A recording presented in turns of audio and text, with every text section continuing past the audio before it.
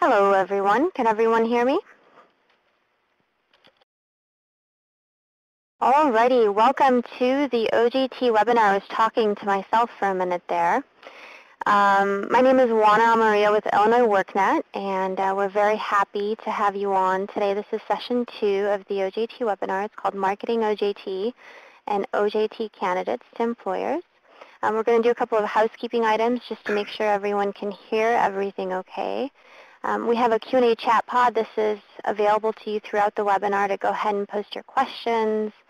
We have various conversations going on. Underneath that is a file share, and as you were instructed, as you're waiting, go ahead and download any of these documents. You'll have the PowerPoint from both Friday and today, as well as additional documents for those of you that would like more information on program design and various aspects of doing your OJT program. Now, what I'd like to do is go ahead and show you how to use the features on this webinar. So underneath the file share, you'll have a little guy with a hand. Go ahead and click on that. We always play Simon Says with Illinois WorkNet. And you can click on that and tell me if you can hear me, if you think we're funny, if you want us to speak louder or softer. Maybe we're speaking too loud.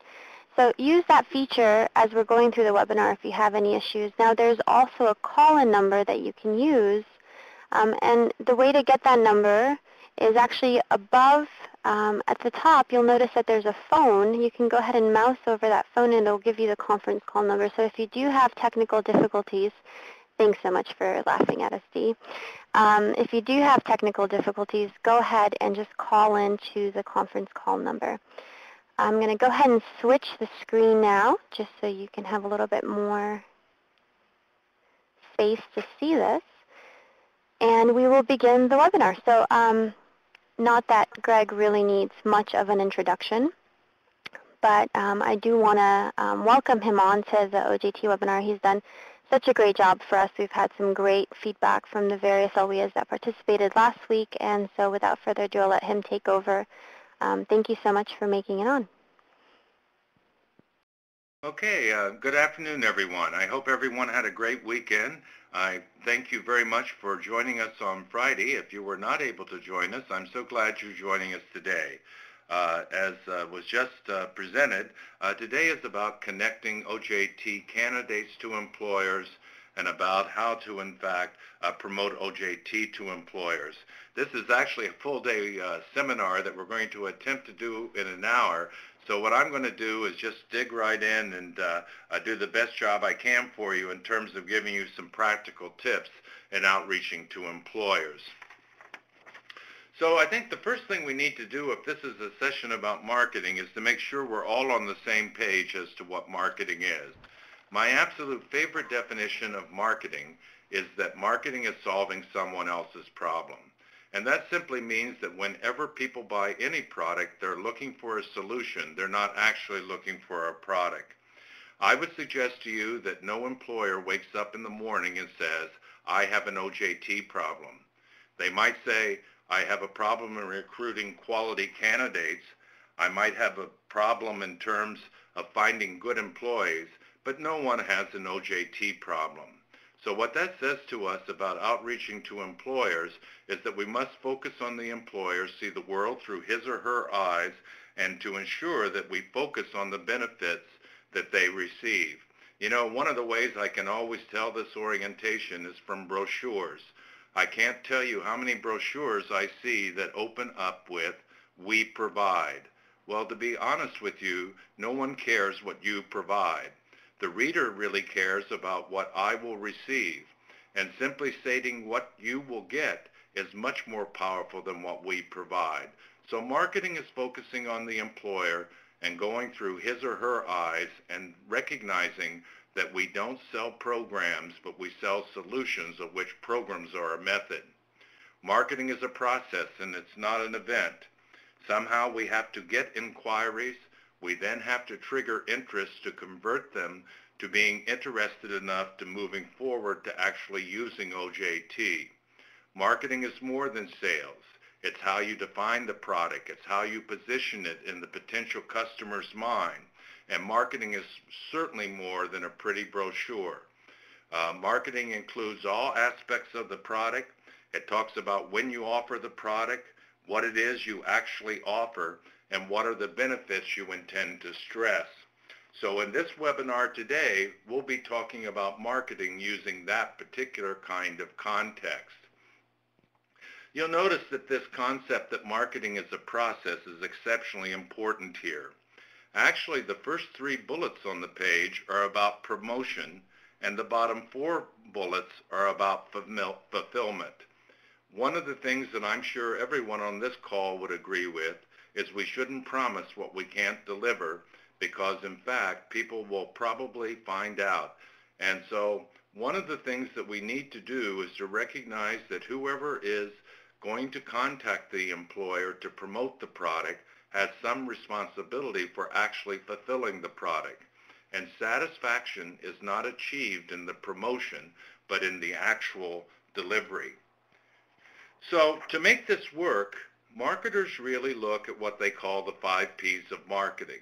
And this will be our organization for today's discussion. The 5 P's are as follows. Public, which is who are we targeting here, and it's not sufficient to say employers. You have to think some about what kinds of employers might be most interested. Then there's the product, and actually here in OJT, this is a fascinating discussion, because the question is what is it that will most intrigue employers? What actually is the product? Is the product the training subsidy that we pay? Is the product our human resource consultation and recruitment assistance? And/or is the product the candidate him or herself? We'll look at the pluses and minuses of that later. Here's the simple truth about price. No one buys anything that they think costs too much in relationship to what is received.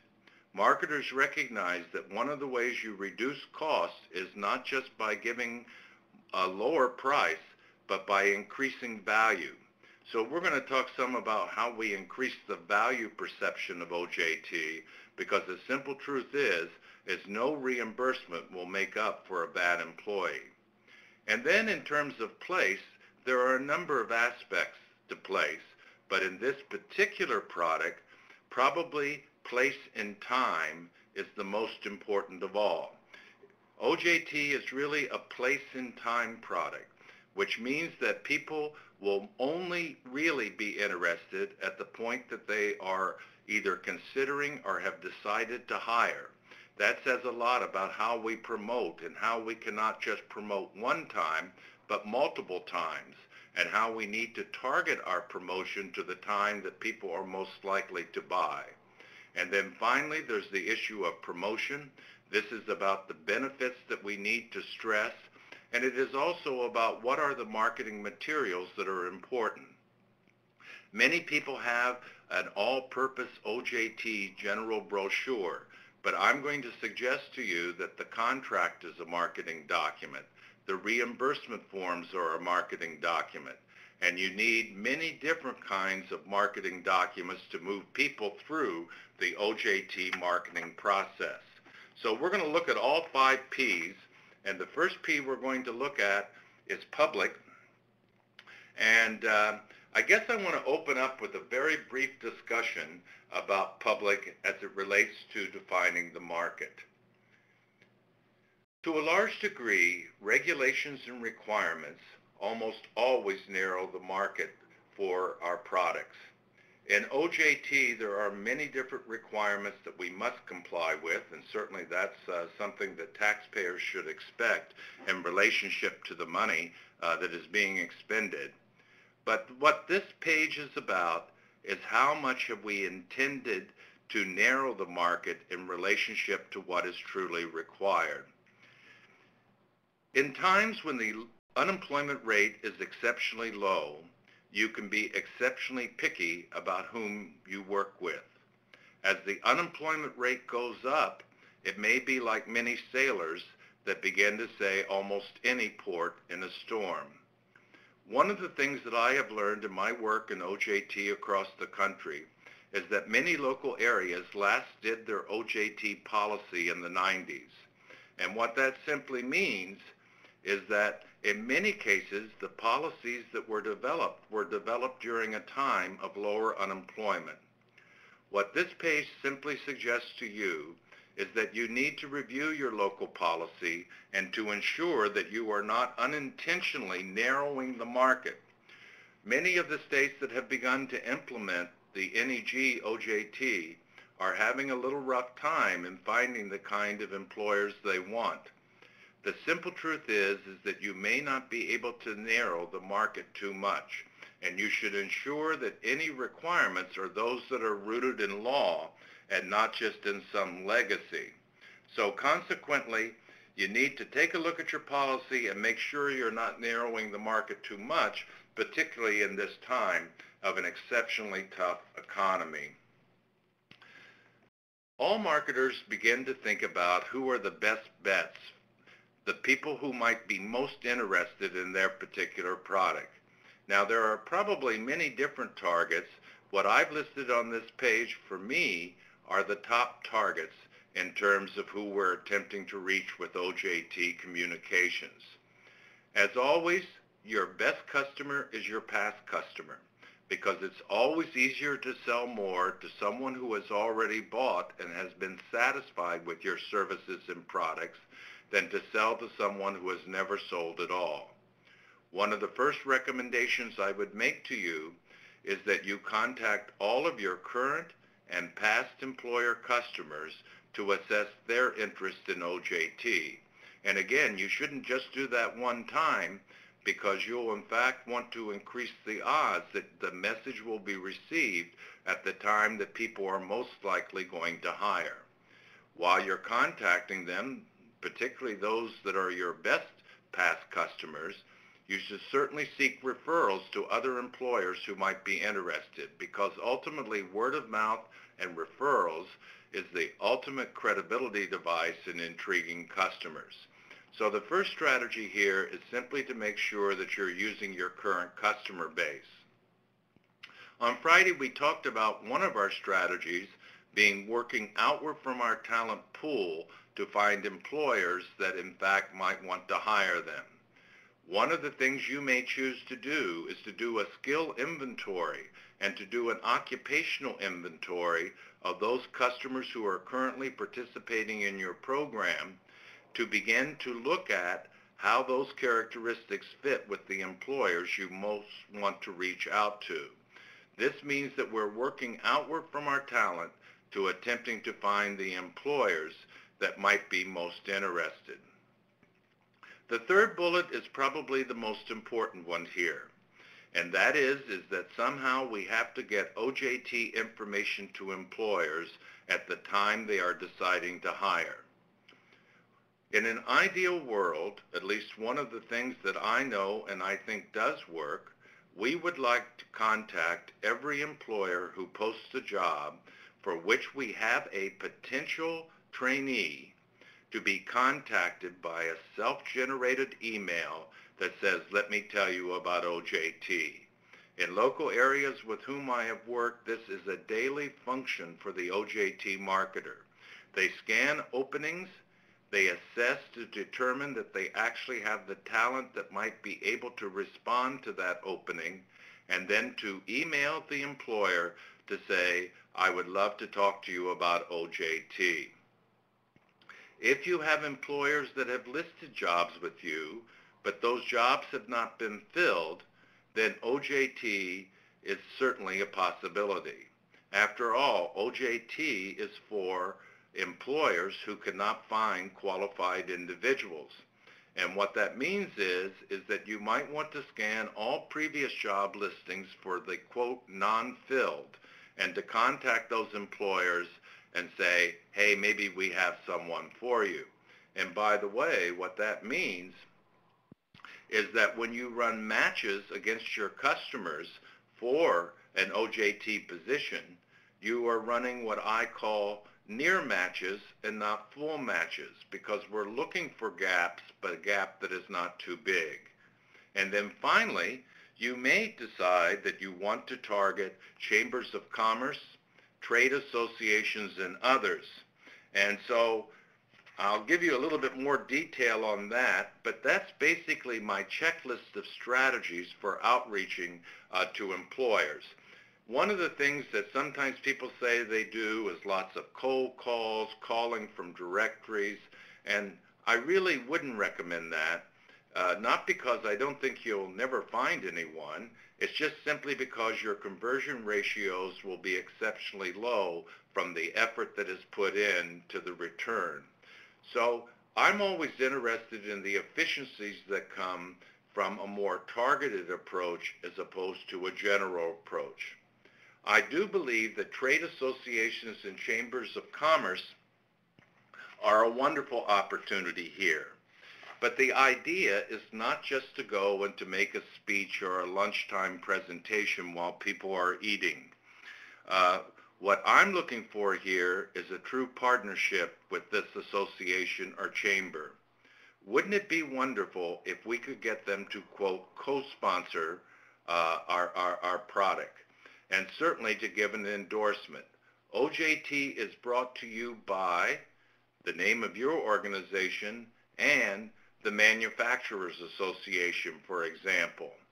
One of the challenges we have is overcoming we're from the government and we're here to help. When you are introduced to the potential businesses by the trade association that represents them, that gives you the credibility you want. One of the things that we would want to do is to make sure that as we partner with these associations, to use the full range of their communication media. We want to be posted on their websites and to have website links to ours. We want to get in their newsletter. We would love to get a hold of their emailing list so that we can do e-blast about OJT on a regular kind of basis. So one of the things that we want to do is to meet with these potential associations and chambers, not just to tell them about OJT, but to tell them how OJT can help their members. And as membership associations, they are looking for member benefits, and we would like for OJT to be one of them. I just mentioned this earlier, but one of the things that we need to decide as we're thinking about targeting employers is what are we trying to do here? Are we trying to, in fact, reach all employers, or are we attempting to reach those employers that are most likely to be interested? One of the reasons that I recommend that we follow up on those that are listing jobs, which is a narrow-casted strategy, is because that is much more likely to bring higher results than to just doing an ad or doing just a general press release. Because whenever you can get the right message to the right person at the right time, you increase the odds of your response being higher. One of the things I might want to note here that is just a word of caution, and I'm sure you probably know this, but the goal in promotion, at least for generating responses, is not to give every detail. You don't want to set false expectations, but what you're attempting to do in your marketing materials at this phase is simply to get an inquiry from which you then can meet and to give additional detail. So be careful about giving too much detail that might make people screen themselves out before they ever contact you. Remember, marketing is a process and not an event. And that means that as we're generating inquiries, we should not necessarily provide all detail, but recognize that detail, when presented over time, means that it is not overwhelming for the customer. It's important that we make sure that we think about the method of reaching as it relates to the different kinds of customers that we are targeting. And so whether it is with our current and past customers, or whether it's with hires or intermediaries, you'll need different strategies to reach each of the different publics. Let's have a brief discussion about actually what is the product in OJT. First of all, as we said earlier, marketing is about solving someone else's problem. And what marketing really is about providing solutions. So I'd like to give you two or three things that at least I believe to be true about the strategy for marketing OJT. First of all, there's a general marketing rule that people like to buy the product more than they like the store. If you'll think about Dillard's department store, for example, you almost never see a Dillard's ad, but what you see is specific products being promoted. One of the things that I would very much recommend to you is that we get away from what I call menu marketing, where we say to the employer, here's the 32 things we can do for you, of which only one is OJT.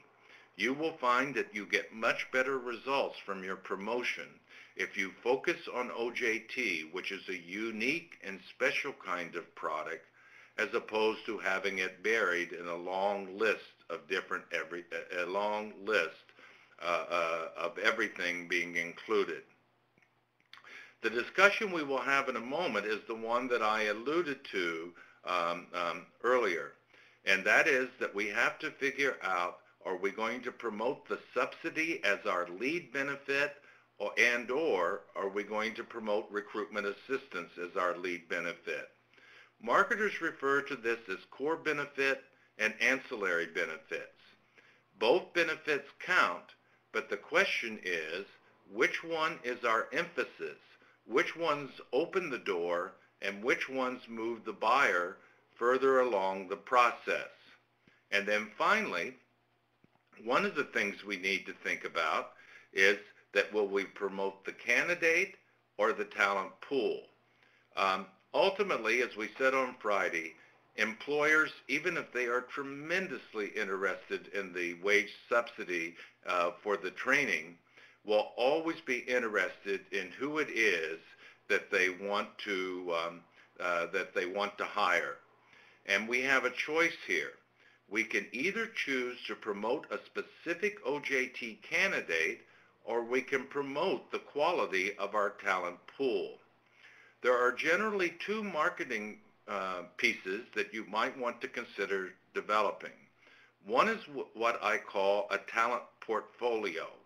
And a talent portfolio describes in a general broad way the characteristics of the talent you have available. You might also want to do talent profiles, which are very much just a simple 1 to 2 sentences about specific candidates you have available. Whenever you call on an employer or follow up on an employer who has inquired about OJT, I will promise you that one of the conversion techniques is to give them information on your talent pool and on specific candidates. One of the documents that we've included in this webinar that you'll be able to download is a sample talent portfolio from CLM in Florida.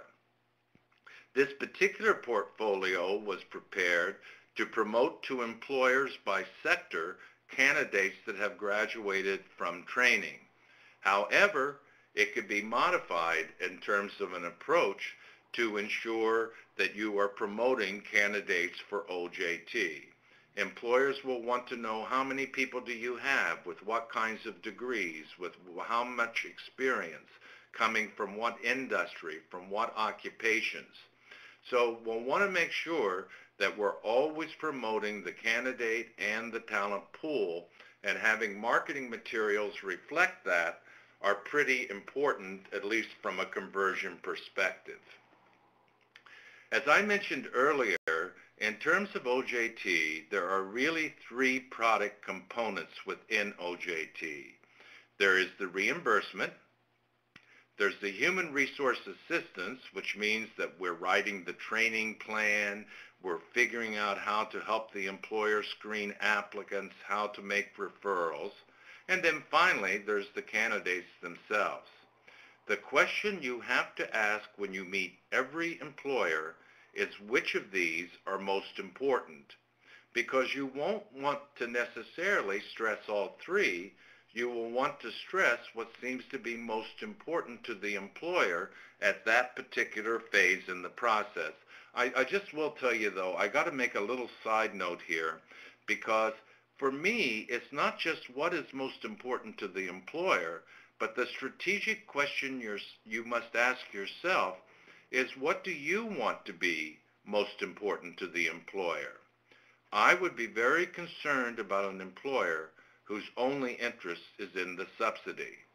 I want people to be interested in the candidate, because if they are not interested in the candidate, then I'm exceptionally concerned about what it means for retention, and I'm concerned about what it means for the investment that will be made during the training period. So really, as with always in marketing, you can't sell everything at one time. You have to pick and choose what seems to be interesting to the customer and of greatest interest at a particular time.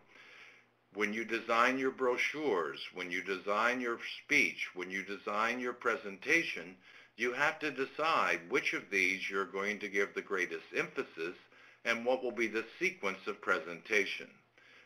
While subsidy and human resource assistance may open the door, it is always the quality of the candidate that closes the door. I personally, if I was going to make a presentation to the chamber membership, I would open with the quality of my candidates, then move to number 2, how do I help employers connect to those candidates, and then I would use the subsidy as a deal closer, but I would never use it as a deal opener. But that's my strategy. Now on the next page, this is the question of what is core and what is ancillary. And I'm very sorry because the page may be laid out in such a way that it is miscommunicating what is being asked here. Any of the boxes on this page could be core, and or any of these boxes on this page could be ancillary. What you need to think about is which of these will you present as core and which of these will you present as ancillary. My own experience has been is sometimes we do not present the full range of benefit that is available in OJT. I'm just going to share with you, I think in many cases the training plan is the most valuable thing within OJT for an employer. If we provide a good training plan, if we support the supervisor in providing that training, we're not just helping that employer with that particular OJT, but we are helping them improve their overall human resource capacity. I think in many cases, and actually I have some research to indicate this, but the assistance we provide to the supervisor during the training period in some cases is at least as important as the subsidy itself. And let me just make a point. If we're helping individuals during the OJT period with any kind of supportive services, that is a retention service that in fact I believe many employers would find exceptionally useful. So what this page is about is making sure that you at least have the laundry list of all of the things that could be core and all of the things that could be ancillary. Once you have decided what is core, use that in the early phases of your contact with employers, and then as you move through the process, simply introduce other ancillary benefits that will reinforce what you have defined to be the core. Define what is the lead product and define what is the tag-on product. And as you already heard, I have a bias toward promoting the human resource assistance that we provide and not just focusing on the subsidy. So what I've listed here is just some statements of what I do believe are the benefits in terms of our human resource work with employers. You might want to spend a little bit of a moment in taking a look at what's in the parentheses. It's very interesting. In marketing, much of the research indicates that a potential customer is not just interested in what they're going to get, but they are also interested in what they will not lose. Oftentimes, it's as important to tell people what they will not lose as it is to tell them what they will gain. So it's interesting to say that you in fact provide candidate recruitment, But probably the real problem you're solving for an employer in this kind of economy, where there are so many job seekers and so few jobs, is that the benefit to an employer is that they will not be besieged by applicants. It's important to, in fact, note that the support for the supervisor during the training period is something that people gains, but the problem you're really solving there is so that the trainer doesn't have to do it all themselves. So consequently, you want to promote the benefits and not just the subsidy. I'll give you a real simple test as you're thinking about writing your marketing materials or making your marketing presentations. It's what many people call the so what test. So what simply says after every statement, you need to do the so what. So candidate recruitment, so what? So you are not besieged by applicants. And the major point on this page is don't just go in and say, we pay you to take these people off our hands. Promoting only the subsidy may, in fact, lead to the wrong kind of employers, and it may, in fact, be something that taints the very individuals we want to promote. I think subsidies are important, but you have to figure out where it positions in the spectrum of benefit and in the spectrum of your sales strategy. One of the things we talked about on Friday was the pluses of marketing the OJT candidate. And while we won't have a great deal of time to do this, I do want to spend a little time here on the actual promotion of the candidate, him or herself. There are actually 5 key process steps, I believe, in marketing the candidate. Pick, prepare, package, present, and promote. All 5 of these are important when you are referring a potential OJT candidate to an employer.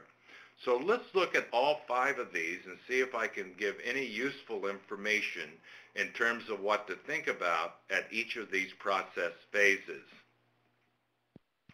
First of all, the picking of potential candidates is exceptionally important. I mean, using marketing terms, what you're really doing is deciding who will be the product. As we mentioned on Friday, I believe whomever markets OJT to the employer will need to, in fact, fulfill the promises that are made. And that means that we have to ensure appropriate referrals. And by the way, appropriate referrals does not mean here someone who meets every qualification, because OJT is to fill the gap. We do want to offer employers choices of candidates where possible. Everybody likes to feel in control and to have choices.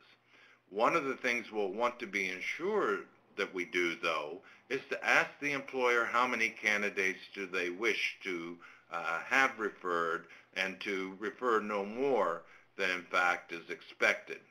I want to give just a quick note on number 3, because when we are referring candidates, we have to ensure we do not just refer people that the employer might be interested in, but we must make sure that they will be able to get through the hiring process that the employer would do for any particular hire.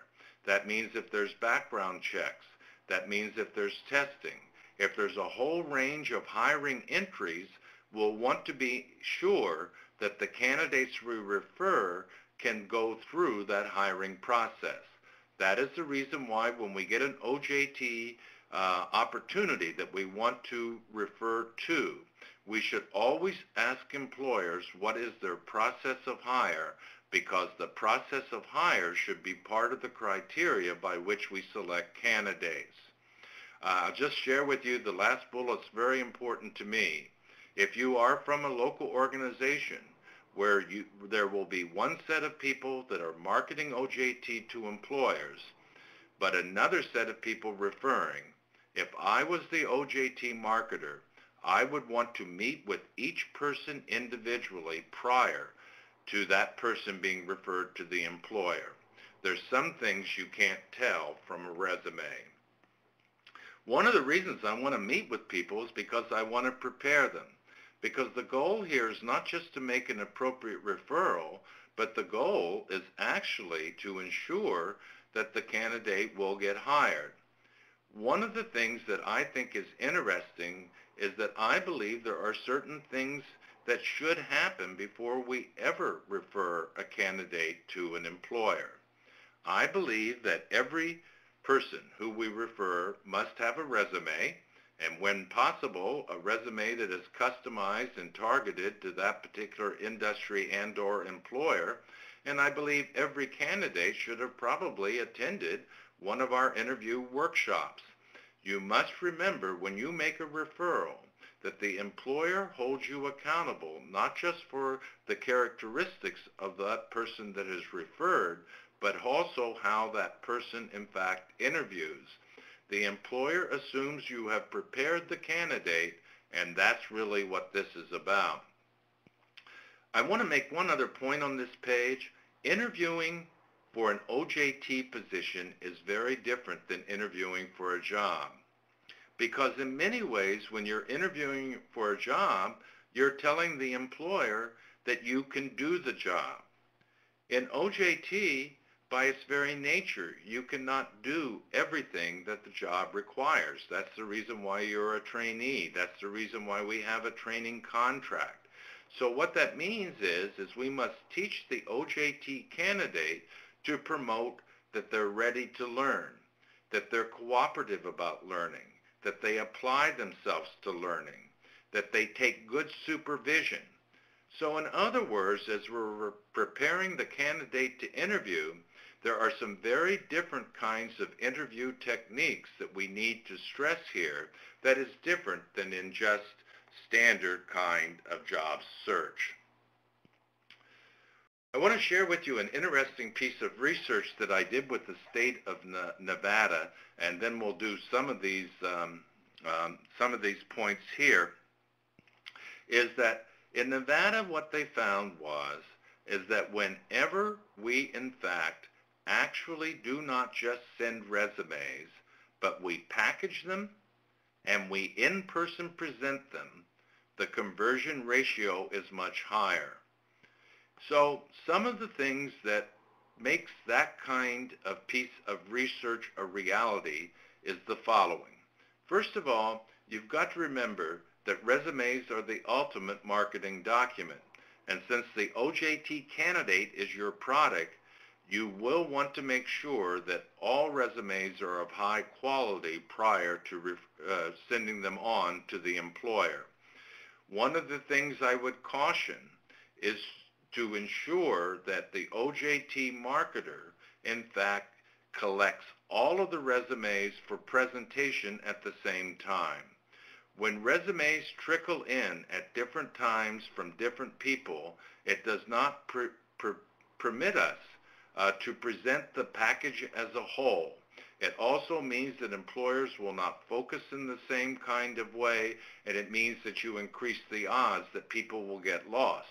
So for me, I want to ensure quality resumes that are all put together in a presentation folder with a summary page that outlines the candidates, and I think that that's a much better package to give to an employer to indicate that we are responding to his or her preferences.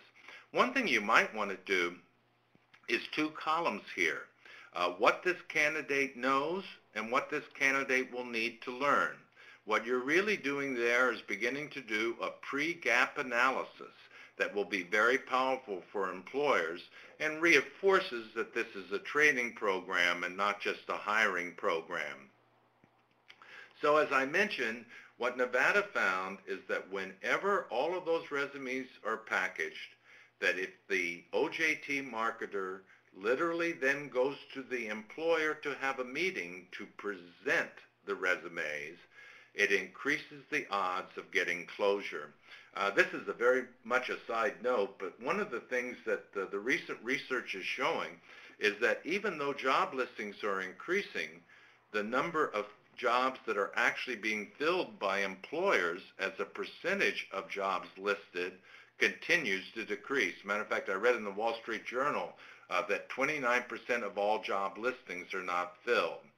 One of the things that we must ensure is once an employer has expressed an interest in OJT is that we bring it to closure. And one of the ways we bring it to closure is to have a summation meeting, such as the one that I'm talking about now, to ensure that there is focus and to ensure that we move the process quickly along. And by the way, if there's too much lag time between the time that an employer is interested in hiring and the time that candidates are referred, you'll almost lose customers every time. It will be exceptionally important, and this won't be too challenging if you've actually met with the candidates, that at the time that you meet with the employer, that you go through each of the candidates and you promote their best benefits.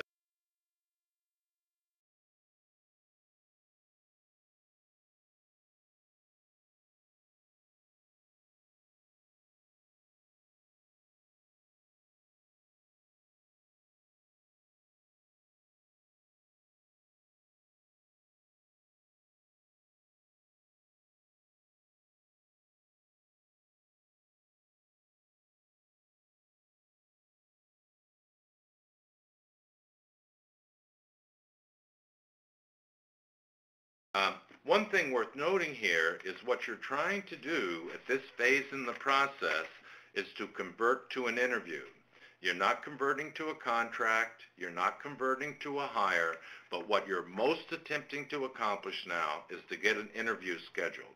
Remember, in all of marketing, it's one process step at a time, and if you try to move too quickly and not through process steps, you tend not to get the kinds of results you would like.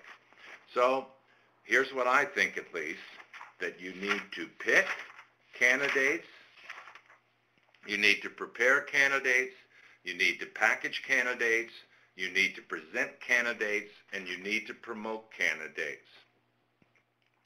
Moving on to the third P of marketing, which is price.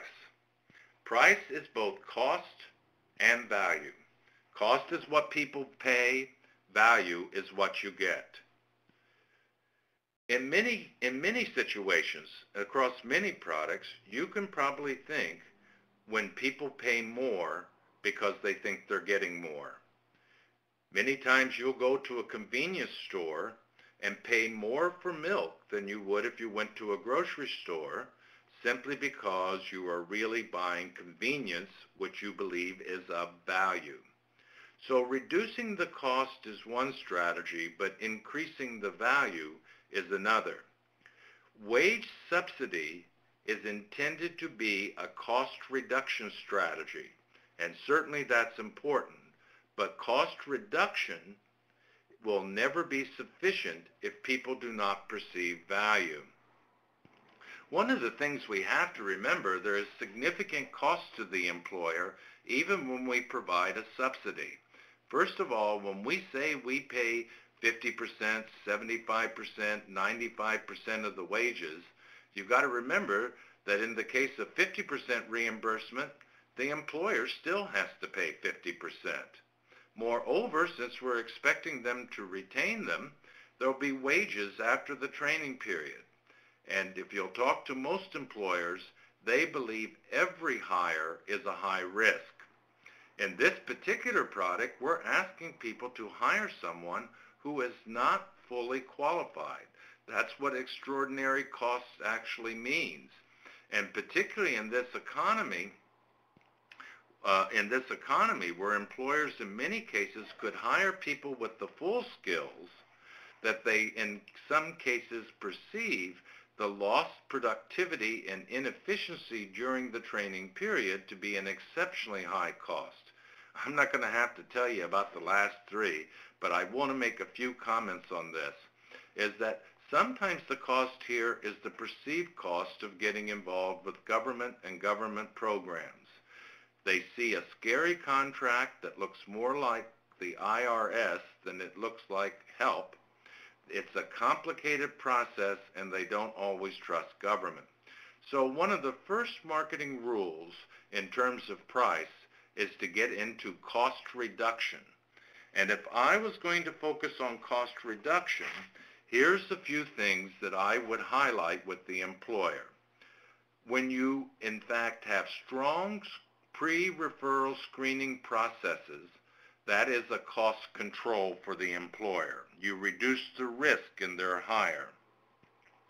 When you develop a quality training plan that provides details on how people will rapidly move to skill level, that reduces cost and reduces the fear of lost productivity.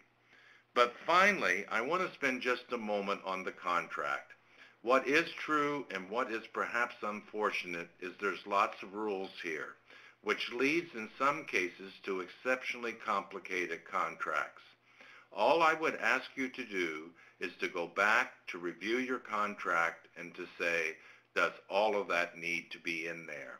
Moreover, some people say, well, here's what we do, Greg. We just make it all on one page. Well, one page with 4-point type does not make it less scary.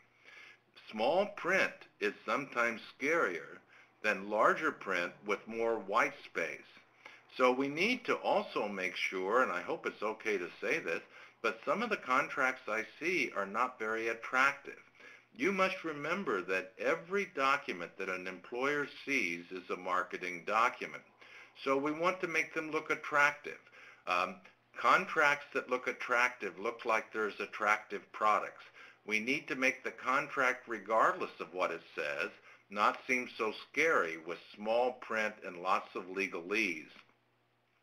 One of the things that I would urge you to do is to think some about the contract and to think some about the overall costs that employers actually do incur, regardless of the fact that we provide some subsidy. So how is it that employers determine value? Well, they determine value by the quality of the candidates. That's the reason why I keep recommending that you promote through talent portfolios and talent profiles the quality of who you have, because I think that's the ultimate value. I will share with you reimbursement terms and schedule for the subsidy can make a difference. I would personally, and I don't know how this fits with your local policy, but one of the things that I would urge you to do is to permit employers to choose their reimbursement terms and schedules, meaning how frequently they are to be paid. Will it be a lump sum at the end? Will there be a retention bonus? Will they be paid every week? Will they be paid once a month? Giving employers some control over that's important. And by the way, the smaller a business, the more frequent the reimbursement has true kind of value for people. But by the way, just one more point. Just because the employer invoices does not mean that the OJT marketer's job is over. Submitted invoices that are not paid quickly is very bad for employer relations. So you need to make sure your fiscal department is responding rapidly to any kind of reimbursement request that is made. The final thing I want to state is that one of the ways the employer determines value is through you, the OJT marketer. To a large degree, how you dress, how you present yourself, your follow-through in terms of what you promise is all high-value statements. And oftentimes, I don't have to tell you this, but businesses work with a specific staff member that they would not work with as a program as a whole because they perceive the value to be in the personal trust they have for that personal individual. So here's the thing about price. Always open with value before you get into cost. That means opening up with the candidate, the assistance you provide, and as you've already heard, I think subsidy is a deal closer. So OJT and price. Let's do real quickly the P of place. Place is where, when, and how you buy it. The physical place in many cases here is about an employer visit. And while we will not have time to go through all of the detail, one of the downloadable documents that is available in the file share is what I call Tips for Employer Meetings. And I would urge you to download that checklist.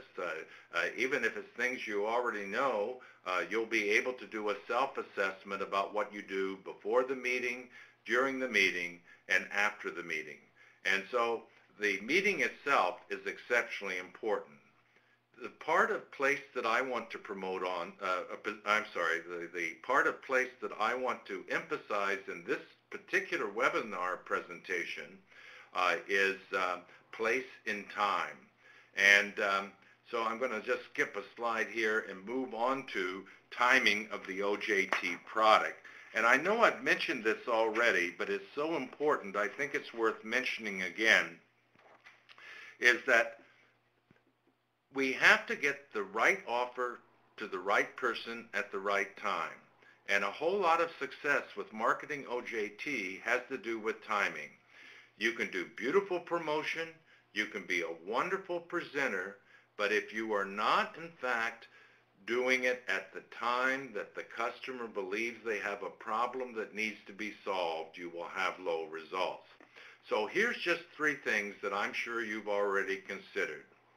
One is that you have to ask again and again. Once is not enough, because in many cases you will not know when is the right time, so you must ask more frequently. One of the things, I don't know if I mentioned this earlier or not, but in Oklahoma, who's been doing some emails to employers and getting results, I talked to them about mailing again. They said, well, we've already mailed one time. Well, for me, that has nothing to do with the strategy. Not every employer will open every email every time. And even if they do, and they are not hiring, then they will probably not be interested. So you have to do frequency of offer. When you in fact offer OJT at the time that people are making the hiring decision, you get better results because it's the right message to the right person at the right time. One we have not mentioned is that timing should also be tied to seasonal demand. For professional positions, January is the largest month for hires. That means right now, this month, is a wonderful time to be making contact with employers. But all industries have hiring peaks and valleys. Learning to do targeted OJT promotions to specific industries at the time they are most likely to respond is another strategy. So if tourism begins to turn upward in hospitality in the spring, that's when we would want to do a promotion on OJT and hospitality to that industry. So the basic 3 rules of capturing time as part of your marketing strategy is to ask repetitively and frequently, to work the job openings so that you'll be there just in time, and to develop a strategy of outreach that is concurrent with seasonal demand by industries. A few quick thoughts on promotion. One of the things, besides all of the benefits that we've been talking about throughout this particular webinar, is to recognize that you need different marketing materials at different phases of the process. What I've listed here are what I believe to be the minimum documents that you need to prepare. I would prepare a broadcasted e-blast email, an email that in fact I would use to follow up with employers who are listing jobs. That would be one of my primary marketing collaterals I would want to develop. You may want to have a descriptive OJT brochure. However, that will in many cases not be either an inquiry generator or a converter, but will just be a standard way to say, here's what we got. I do think you need a presentation PowerPoint, and on the OJT toolkit on the United States Department of Labor that we will reference later, there are a number of sample OJT PowerPoint presentations that in fact you can lift, steal, use, copy, modify. But those are the 3 things I think you need for inquiry generation. I do believe you need some materials to take along with you on your first visit, and I've stressed throughout this particular webinar what I believe to be the power of talent portfolios and profiles. And then finally, I do think that you need something after the first visit. I think a presentation folder for referrals are key here, and I've already told you that I think that all contracts and forms are also marketing materials. There are two other downloadable documents in your file share that you might choose to download if you're interested. One is called 5 Tips for Employer Marketing Materials. You might find that interesting. And the second thing is something called 16 Benefits to Market to Employers. And what that particular piece does is it attempts to outline some of the ways and the way people talk kind of language on how you might want to describe the benefits of OJT to employers. The final thing that we'll have some time to do, and I'm just going to pick and choose on these, is some of the tips that I would give about designing OJT marketing materials. I think I've done a number of these, but I just want to give you a few that I think are key here. You'll notice this one that says avoid too much description of the OJT funding. I don't know how to say this, but it is not always interesting to customers on how you got financed. When you buy Wonder Bread, you don't ask how did they get their financing. You just want to know that it's soft bread that you can bundle up and throw on the wall or something. One of the risks here is that when we get into OJT funding comes from the stimulus dollars that go to USDOL, to the Illinois state, to local area government. It really sometimes scares employers even more. Be sure you focus on the benefits of OJT and you don't focus on yourself. Just two things that in fact you might find useful. All of the research indicates that whenever you put a name before the phone number, inquiries go up. People do not like to call organizations, they like to call people. Before we had printers and the ability to customize our materials, it may have been wise just to put an organizational name, to call your business rep today tagline before a phone number. But response goes up every time when in fact people can call a person and not an organization. The final point that I'll make to you is you must remember that for many small businesses, they're very busy during your work day. If the only way you have for them to contact you is by phone, that may be happening during a period of time where they cannot do so. Make sure that all of your marketing materials permit people to respond by email, which can be done after work hours. Make sure that you have an OJT inquiry form on your website on the page that promotes your OJT. Permit employers to contact you in other ways besides phone. So I wish we had a little more time, but I've noticed here that there's a number of resources here in terms of promotion.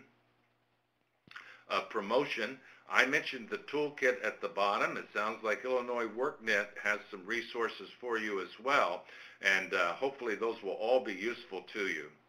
So what we've done in this particular webinar is to talk about what marketing is and how it's solving someone else's problem, to make sure you're not unintentionally limiting the market, and using the full 5 Ps of marketing and making sure we don't just focus on selling the subsidy, but we also focus on promoting the candidate.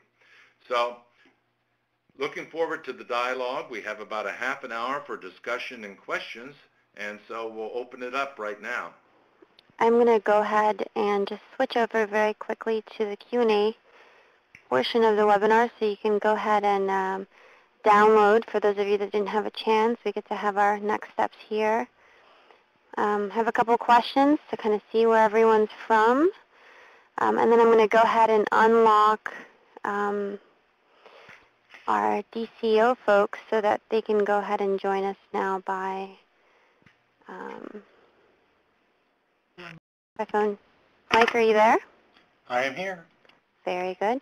So if you could go ahead and start entering your questions into the Q&A chat pod, and what we'll do is I'll read off your questions, and we'll have our appropriate people answer them as they come. So for those of you that were wondering, a lot of this will be available on the Workforce Professionals Pathway. If you don't have an account, I strongly encourage you to go ahead and set one up. It's free, and you'll have access to all types of customizable marketing materials. We'll also have the webinars archived to later on, and so you can go ahead and access those as you're going through your program. Does anyone have any questions on this? How many of the participants, if we can go ahead and do a raise of hands, are business service team members?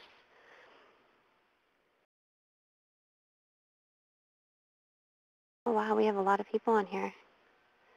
Very good.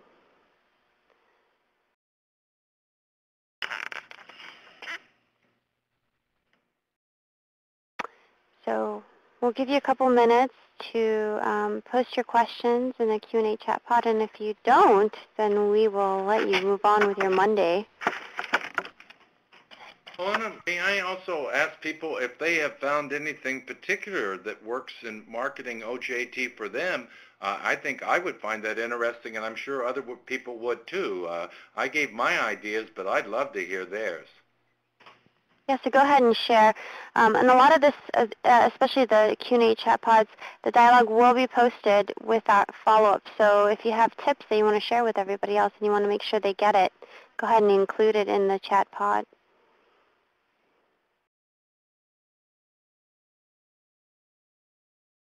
Nancy asks, in developing a contact, I think maybe she meant contract with employers, would information should be definitely left out? I would not get into contract terms. I wouldn't get into reimbursement methodologies. I wouldn't get into all of the detail about the training plan. I think all of those are things that we would best present as we meet with an employer to discuss OJT within the context of a candidate. And so I wouldn't include every rule, every regulation, every detail, because that narrows the response. There's also an OJT Quick Facts document in your file share, as well as OJT benefits that Greg put together that you can access. The Quick Facts is actually a PDF that you can give to your employers that walks them through what it is, how it's done, who can qualify. So you can go ahead and add that. The next question here from Dorian is, I have recently started getting my foot in the door with employers by asking to set up an informational interview in order to find out about their company. In that way, I'm able to send candidates that is more aligned with the person they're looking for. So I'm guessing this is a tip. I think that's a great idea. I think that that works, and I would say it works for two different reasons. First of all, again, I believe that employers first buy you before they buy the candidate, and so obviously, Dorian, they're finding you to be a pretty good person. Also, I do think that this whole issue, the more we understand about what an employer is looking for, the more likely we can satisfy them and to convert to hire. So I think that's a great strategy, and particularly if it's worked for you. I just wanted to mention to Laura that the promotion, the steps are, they were just covered in the PowerPoint. So you can go ahead and access those, and it'll help you get started on promoting your candidates. And we have Vanessa asking, would you provide an example of an actual training plan you have used in the past? And just to help Greg out, on Friday he mentioned he would have loved to create a standard training plan for all of you, but the key to that is that they're all unique like your candidates, right? So, Greg, if you want to jump in on that. Well, I mean, you're absolutely right. All are unique, but I do know that people are trying to get their hands around what does a good training plan look like. I would recommend that in Illinois, that you do find best practice ones. One of the reasons I'm a little hesitant to to give you national benchmarking data is because in many places there are different constraints and different policies on the training plan. Moreover, the contract itself, which I believe in Illinois varies by locality to locality, varies as well. But I do think sample training plans are important. And just real quickly, here's what I believe needs to be in a training.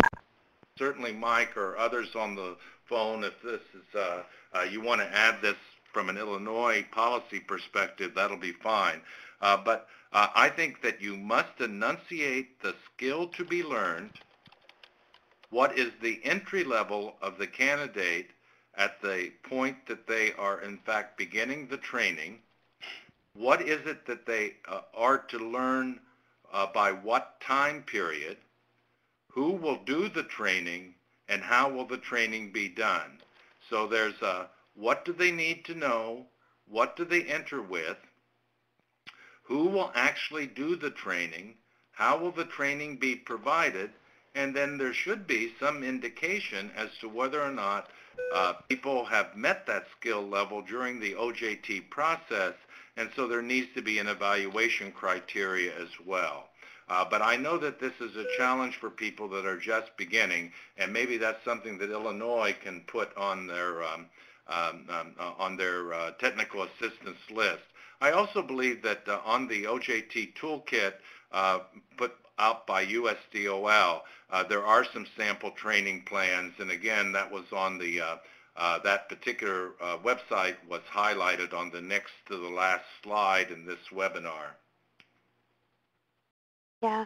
Bill also asks, when I do a job development for a veteran, I use the WIIFM principle standards. What's in it for me with being the employer? You cover this in a presentation, but in a different way. So I guess that's also another tip. How do you pronounce that? WIIFM? I don't know.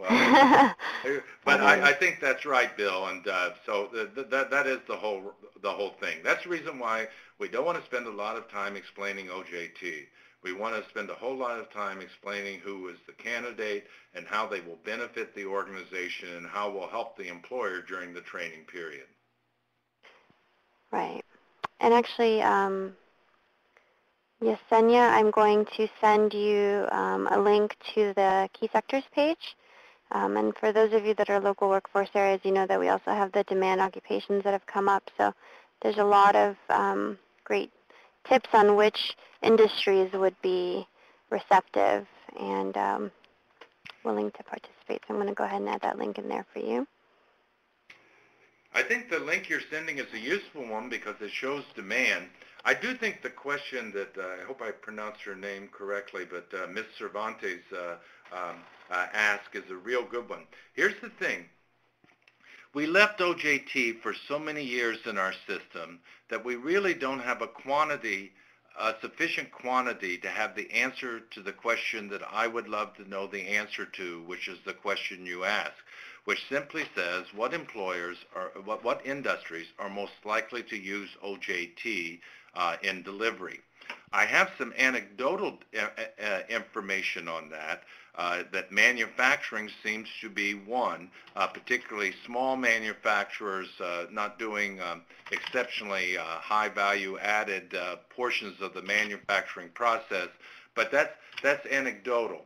But you're onto something here, Cervantes, because what you're attempting to get a handle on is who's the best bets for outreach, because a lot of our efforts here have to be very time efficient because we don't have many folks. I wish I could help you more on that, but I don't know of any data source that actually gives the detail you would want.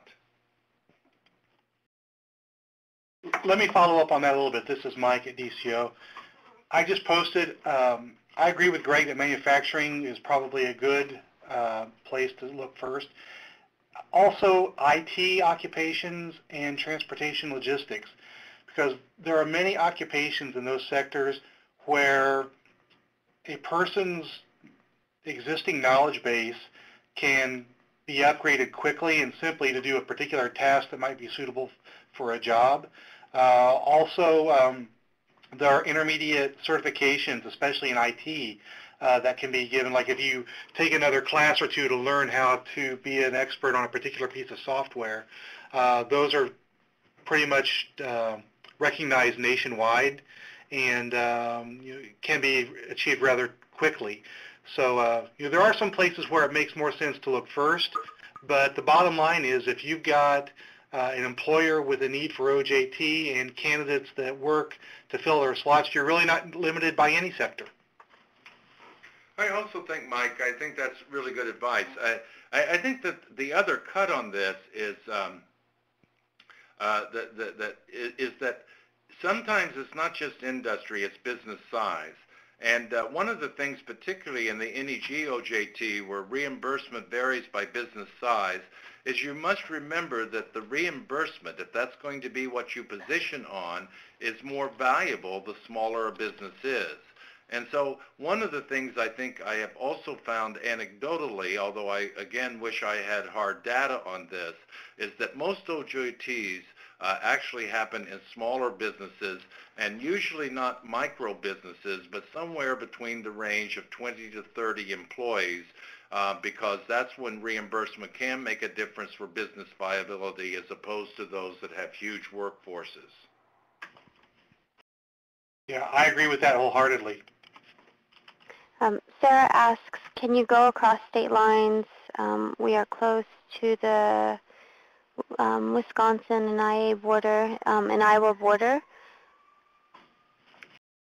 That's a very big question. For the purposes of the OJT NEG, all the states were eligible to participate. I'm not sure to what extent Wisconsin and Indiana are participating without looking through all the documentation. But the funding that we received from Department of Labor came to Illinois, so obviously we would prefer that you focus on Illinois businesses and Illinois dislocated workers. But you could reach out, obviously, and refer them, I guess, to the various states on the other side of the border if it's a close distance, right, and let people know so that they're not kind of just left on their own. Yeah, this issue comes up relatively frequently for our communities that live on the border, and it can be a touchy one. So my advice would be, to the extent that you can keep the dollars and the effort here in Illinois, you need to pursue that. And let me strengthen that a little bit to say we would discourage the use of funds that came to Illinois going out of state pretty strongly. D. Reinhardt asks, who is the best job-seeking candidate, someone who is changing careers or just coming out of training? Well, I mean, I actually think both are potentially good candidates. I think that when you're coming out of training with occupational skills, OJT is a way to do employer-specific job skills. I think also, though, that for individuals who have been laid off by an industry that have not gone back to school, they may have significant skills, but they may not be organized in such a way to do a specific OJT job. I think I would promote them differently. In case of graduates, I would say to an employer, here's someone who has good classroom learning who needs to apply it to a job. For the others that have transferable skills, I would say, here's the skill sets they have that can be reorganized to fit the characteristic of your job. But I wouldn't want to eliminate either one of them as potential candidates. And actually, the more you narrow the candidate pool, the more likely it is that you will not be able to give employers the full inventory that we have available. And I think that limiting choice by deciding who to give priority to within our customer pool is not something that I would do, because I would want the prioritization to happen by the employer. Yvette asks, are recent hirees eligible? If so, how recent? And this is probably the question of the webinar, right? since Friday, but I don't know who wants to jump in on that. Mike has already responded. Well, the intent of the program is to encourage businesses to hire individuals that they might otherwise not have done. So if they've already hired someone on board, then they've already done that without the initiative.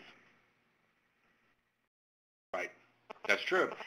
This is a hire and then train. And one of the things that will get us in trouble is if we do OJT with people who would have otherwise been hired and or already hired. So we must avoid that. Right. Are there any other questions from our participants? I'm going to go ahead and just switch this over to the end, and so thank yous. Close these polls. And just to let you all know, we will send out an email letting you know how to access these resources. Some have mentioned that you had an issue with the file share, and so no worries. We will send all that out, and it will be available on the Workforce Professionals Pathway for those of you that are interested in accessing. And if there are no other questions, I'd like to thank everyone for coming. We really appreciate your time, and of course thank Greg Newton for putting this together for us. We really appreciate your effort. I know that it's very busy, and so and of course the DCO team who made sure to get on and answer all your questions. I know that was very useful for everyone, so I really appreciate it. May I just say to people that I appreciate it very much, the opportunity that you gave me and the opportunity to work with them. And I wish everyone great success. I know you're going to make a real difference for people, for employers, and for the Illinois economy. So thank you very, very, very much. Thanks, everybody. Have a great Monday. Bye-bye. Bye, everybody.